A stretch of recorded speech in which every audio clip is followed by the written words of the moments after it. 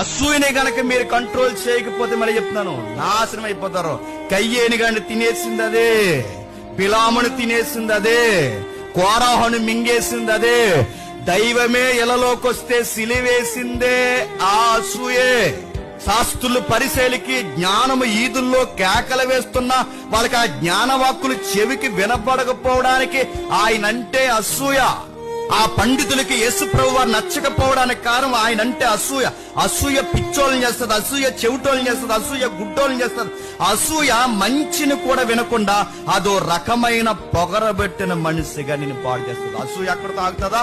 అసూయ కోపంగా మారితే కోపం పాపమైతే పాపం చెప్పండి గర్భం ధరిస్తే ఆ గర్భం ధరించింది అది మరణాన్ని కంటాది. కన్నాడు కయ్యను, మరణాన్ని కన్నాడు. కండనే కాదు, కయ్యను తన సొంత తమ్ముడిని చెప్పండి చంపేశాడు.